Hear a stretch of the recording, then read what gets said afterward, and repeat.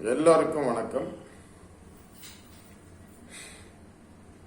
இனி எல்லாம் நலம் அப்படிங்கிற என்னுடைய சேனல்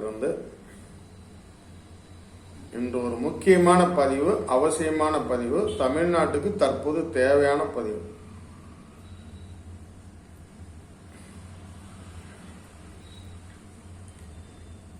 சில நாட்களுக்கு முன்னால புதிதாக கட்சி தொடங்கப்பட்ட ஒரு நடிகர்.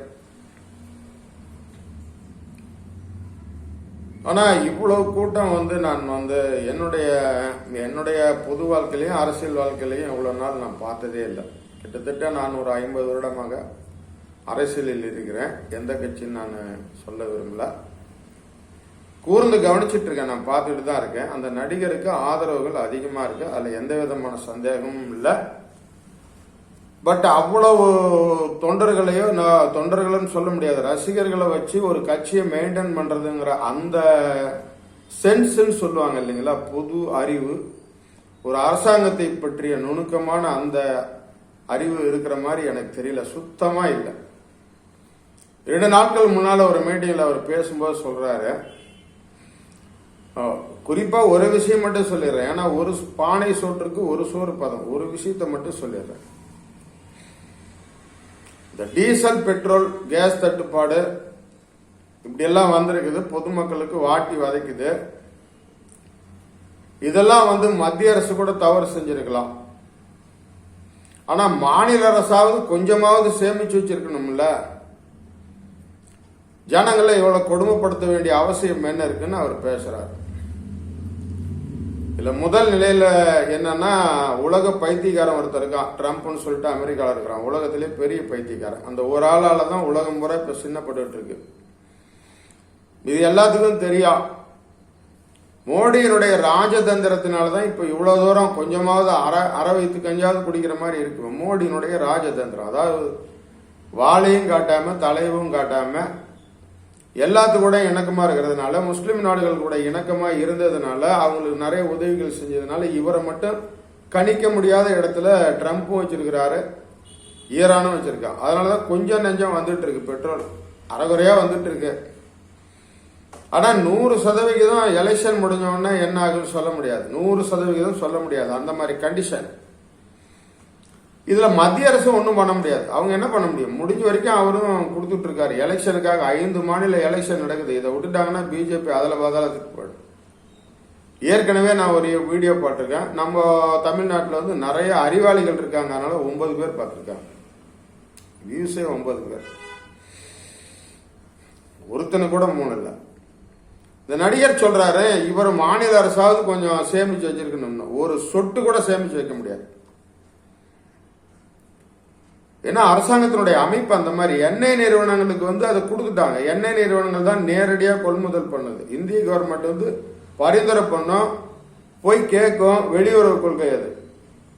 எண்ணெய் நிறுவனங்களுக்கு அந்த சுதந்திரத்தை கொடுத்துட்டதுனால அவங்க தான் நேரடியா கொள்முதல் பண்ணும். விலை டெய்லியுமே அவங்க ஒரு விலை வைப்பாங்க. அந்த மாதிரிதான் இப்ப நடந்துட்டு இருக்கு. இப்ப எண்ணெய் நிறுவனங்களுக்கு கட் ஆகுது.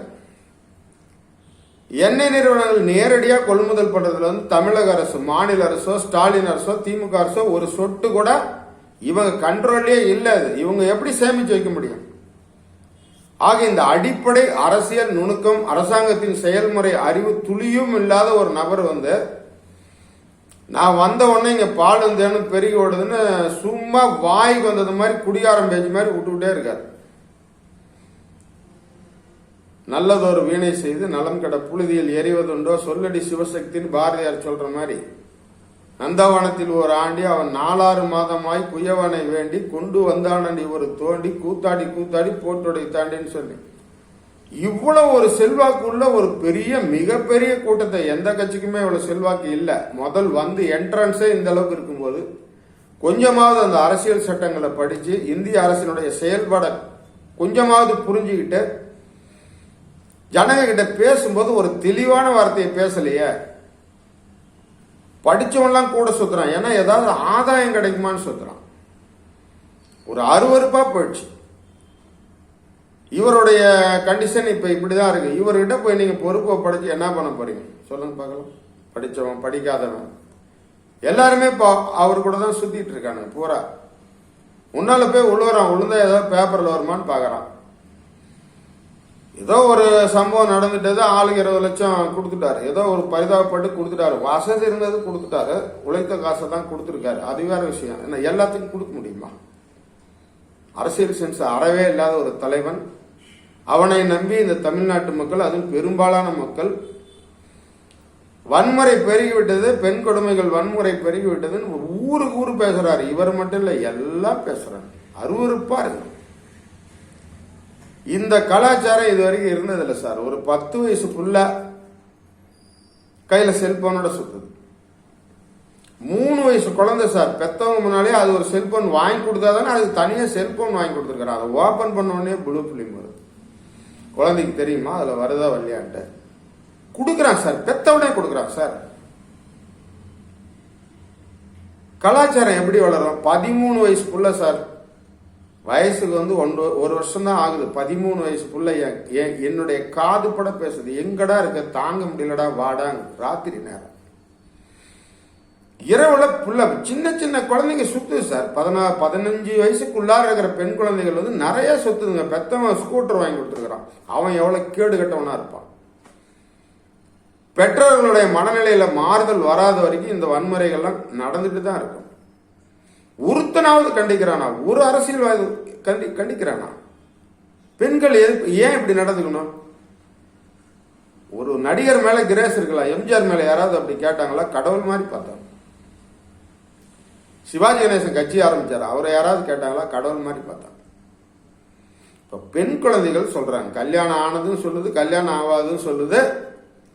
ஏன் நான் அவருக்கு பொண்டாட்டியா கூட இருப்பாங்கிறது எவ்வளவு கேவலமான ஒரு கலாச்சாரத்தை கையில வச்சிட்டு இருக்காரு. நல்லவங்களால இதை சகிக்க முடியல சார். இதெல்லாம் நாடால வந்து என்ன பண்ண போகுது சொல்லுங்க பார்க்கலாம். இது இப்படி இருக்கு. நான் எதுக்கு சொல்ல வரேன்னா, அரசியலுக்கு என்ட்ரி ஆகிறதுக்கு முன்னால 2 வருஷம் ஆச்சு இல்ல, கட்சி ஆரம்பிச்சு 2 வருஷம் ஆச்சு. இந்த 2 வருஷத்துல எவ்வளவு அரசியல் படிச்சிருக்கணும், அரசியல் சாசனம் படிச்சிருக்கணும், ஒரு அரசியலுடைய செயல்பாடு படிச்சிருக்கணும். ஒண்ணுமே இல்லை சார். அரசியல் அறவே தெரியல சார். கரைச்சி குடிச்சவர் கலைஞர், அவருடைய மகன் ஸ்டாலின். உதயநிதியும் கரைச்சி குடிச்சிருக்கிறார். ஒரு நீதிமன்றம் எப்படி நடக்கும், ஒரு வழக்கை எப்படி கொண்டு போறது கத்துக்கணும் சார். ஸ்டாலின் கிட்ட கத்துக்கணும் சார். இன்னைக்கு வக்பு வார்டுக்கு வந்து ஸ்டே வாங்கலன்னா முஸ்லிம்கள் அனைவர் சொத்து இன்னைக்கு பறி போயிருக்கும். நிறுத்தி வச்சிருக்கிறான், உச்ச நீதிமன்றத்தில் நிறுத்தி வச்சிருக்கிறான், ஸ்டே கொடுத்திருக்கிறான். அதனாலதான் முஸ்லிம்கள் பூரா தவிக்கிறாங்க. அதுலயே சில கத்துக்குட்டிகள் இருக்காங்க. அதாவது வந்து புல்லுருவின்னு சொல்லுவாங்க பாத்தீங்களா, கூட இருந்தே சதி பண்றாங்க. அந்த மாதிரி நிறைய பேர் இருக்காங்க. எல்லா கட்சியிலும் இருக்காங்க, எதிர்கட்சிகள்ல நிறைய பேர் இருக்காங்க. தனக்கு என்ன நடக்குதுன்னு தெரியாமையே ஆதரவு தெரிவிக்கிறான். தனக்கு ஒருத்தன் குழி வெட்டி இருக்கிறான், அந்த குழிக்குள்ளார உழுதுருவோமோங்கிற அந்த பயம் கூட இல்லாத நல்ல படிச்சவங்க கூட அந்த மாதிரி பண்றான். 4 கோடி ரூபாய் பிடிச்சாங்க நயினார் நாகேந்திரன், அவர் தான் இப்ப தலைவரா இருக்காரு. அமலாக்கத்துறை என்ன புடுங்கிட்டு இருக்கா? அது அப்படிதான், அரசியல்னாவே அப்படிதான். நீதிமன்றம் அதை நான் சொல்ல வேண்டியதே இல்லை. அதெல்லாம் நீதிமன்றத்திட்ட எப்படி வழக்கு விசாரிக்கிறோம். நான் ஒரு வருஷம் 2 வருஷம் ஹைகோர்ட்லயே இருந்தவன். நான் அந்த கேஸ் எல்லாம் நான் பார்த்திருக்கேன். ஒவ்வொரு ரிட்டு எப்படி ஃபைல் ஆகுதுன்னு பார்த்திருக்கேன். நிறைய வழக்குகள் நானும் நடத்திருக்கேன். அதுக்கு தான் சொல்ல வரேன், அரசியலுடைய அடிப்படையை முதல்ல அவர் கத்துக்கணும், கட்டமைப்பை உருவாக்கணும்.